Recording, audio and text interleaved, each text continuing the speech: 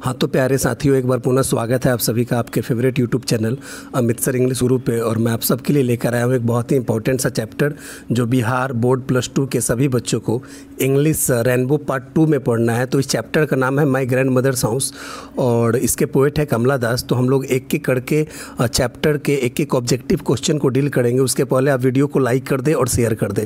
तो चलिए हम लोग क्या करते हैं कि क्वेश्चन को डील करते हैं, एक एक क्वेश्चन को। कमला दास बिलोंग्स टू, कमला दास कहाँ से बिलोंग करती थी, कहाँ से संबंध रखती थी, अर्थात कहाँ की निवासी थी। तो ये साउथ इंडिया की निवासी थी। कहाँ की थी? साउथ इंडिया की। ये दक्षिण भारत की निवासी थी। चलिए हम लोग क्वेश्चन नंबर 2 की तरफ बढ़ते हैं। क्वेश्चन नंबर 2 क्या कहता है? क्वेश्चन नंबर 2 कहता है my grand mother's house has been written by. बड़ा आसान सा क्वेश्चन है कि माई ग्रैंड मदर्स हाउस जो कविता है इसको लिखा गया है, किनके द्वारा लिखा गया है? तो कमला दास के द्वारा लिखा गया है। ऑप्शन ए क्या होगा? सही होगा। चलिए हम लोग क्वेश्चन नंबर 3 पे चलते हैं। कमला दास वाज बॉर्न इन, कमला दास का जन्म कब हुआ था? तो कमला दास का जन्म 31 मार्च 1934 को हुआ था। कब हुआ था? 31 मार्च 1934 को। याद कर लीजिएगा, बहुत इंपॉर्टेंट है। क्वेश्चन नंबर 4 की तरफ चलते हैं। क्वेश्चन नंबर 4 क्या कहता है? Summer in Kolkata and only saint knows how to sing have been written by. ये दो किताबों का नाम है, समर इन कोलकाता और only saint knows how to sing. ये दो किताबों का नाम है और इनको किनके द्वारा लिखा गया था? तो इनको कमला दास के द्वारा लिखा गया था। तो ऑप्शन सी क्या होगा? सही होगा। चलिए क्वेश्चन नंबर 5 पे चलते हैं। क्वेश्चन नंबर 5 बोलता है during her childhood the speaker of my grand mother's house lived with her. मतलब अपने बचपन के दौरान, ड्यूरिंग हर चाइल्डहुड का मतलब क्या हुआ? अपने बचपन के दौरान माई ग्रैंड मदर हाउस की जो स्पीकर है वह किनके साथ रहती थी? तो वह अपने ग्रैंड मदर के साथ रहती थी। तो ऑप्शन डी क्या होगा? सही होगा। चलिए क्वेश्चन नंबर 6 की तरफ चलते हैं। क्वेश्चन नंबर 6 क्या कहता है? क्वेश्चन नंबर 6 कहता है who is the author of यस अल्लाह। मतलब यस अल्लाह के लेखिका कौन है, लेखक कौन है? तो वह कमला दास है। कौन है? कमला दास। तो ऑप्शन बी क्या होगा? सही होगा। 7 नंबर क्वेश्चन है the poetess is proud of her dash house. मतलब कवित्री जो है बहुत ही गर्व महसूस कर रही है किनके घर पे? तो अपने दादी माँ के घर पे। तो ऑप्शन क्या होगा? A grand mother's house. मतलब ऑप्शन ए सही होगा, ग्रैंड मदर्स हाउस। मतलब the poetess is proud of her grand mother's house. मतलब कवि जो है, कवित्री अपने दादी माँ के घर पे क्या है? गर्व महसूस कर रही है। चलिए क्वेश्चन नंबर 8 की तरफ चलते हैं। क्वेश्चन नंबर 8 क्या है? क्वेश्चन नंबर 8 है the poetess Kamala Das use to live with her grand mother during her. मतलब जो कवित्री कमला दास है वह अपने दादी माँ के साथ कब रहती थी, किस दौरान रहती थी? तो गर्लहुड, मैनहुड या चाइल्डहुड? चाइल्डहुड के दौरान, बचपन के दौरान रहती थी कि नहीं? तो ऑप्शन सी क्या होगा? सही होगा। चलिए क्वेश्चन नंबर 9 की तरफ चलते हैं साथियों। क्वेश्चन नंबर 9 क्या है? Kamala Das remembers those happy days she spent in the sweet company of her grand mother. मतलब कमला दास जो है उन खुशी के दिनों को याद करती है जो वह अपने दादी माँ के मधुर संगत में बिताई थी, दादी माँ के। तो ग्रैंड मदर ऑप्शन डी सही होगा।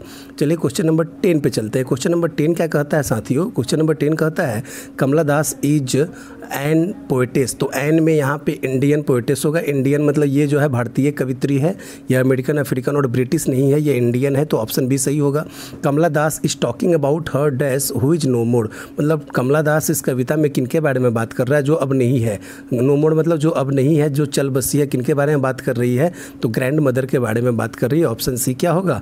सही होगा। चलिए क्वेश्चन नंबर 12 क्या कहता है? क्वेश्चन नंबर 12 कहता है कमला दास ऑटोबायोग्राफी वाज पब्लिश्ड इन। कमला दास की जो ऑटोबायोग्राफी थी वह कब प्रकाशित हुई थी?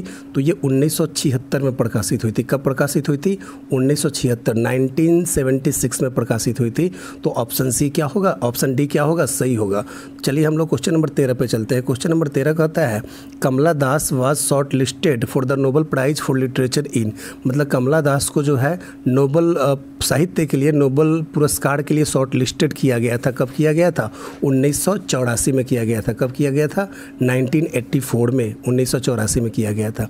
चलिए हम लोग क्वेश्चन नंबर 14 पे चलते हैं। क्वेश्चन नंबर 14 क्या कहता है? My grand mother's house is an poem by Kamala Das. ये ऑटोबायोग्राफिकल पोएम है। कैसा पोएम है? ऑटोबायोग्राफिकल। तो एन ऑटोबायोग्राफिकल पोएम होगा। मतलब ऑटोबायोग्राफिकल पोएम का मतलब होता है वैसी कविता जिसमें आत्मकथा का जिक्र हो या जो लेखिका के या कवित्री के जीवन से जुड़ा हुआ हो।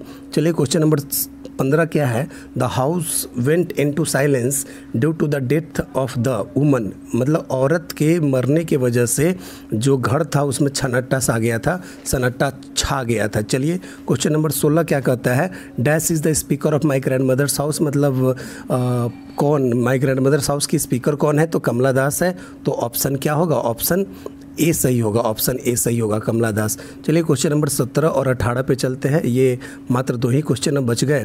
क्वेश्चन नंबर 17 है, Kamala Das has earned a respectable place in both dash literature, मतलब कमला दास ने जो है हिंदी कहेंगे, माफ़ कीजिएगा, English and Malayalam, option D, English and Malayalam दोनों साहित्यों में एक सम्मानजनक जगह कमाई है या सम्मानजनक जगह पाई है, तो ऑप्शन डी सही होगा। 18 नंबर क्वेश्चन है, the line there is a house now far away here once, here नहीं वेयर होगा, यहाँ पे क्या होगा, वेयर, हेयर नहीं वेयर, डब्लू लगेगा, हेयर के पहले डब्लू लगेगा, where once I received love, love होगा, लिव नहीं लव होगा, LOVE, is from the poem, इस किस कविता से लिया गया है, तो ये माई ग्रैंड मदर्स हाउस से लिया गया है, किस कविता से, माई ग्रैंड मदर्स हाउस। तो आई होप कि जो है आपको ये सारा वीडियोज, सारा क्वेश्चन अच्छा लगा होगा, आप इसको नोटबुक में याद कर लिख लेंगे, नोट कर लेंगे, फिर इसको याद कर लेंगे। मैं आपके आने वाले एग्जामिनेशन के लिए आपकी शुभकामनाएं देता हूँ। तब तक के लिए मैं आपसे लेता हूँ विदा, धन्यवाद।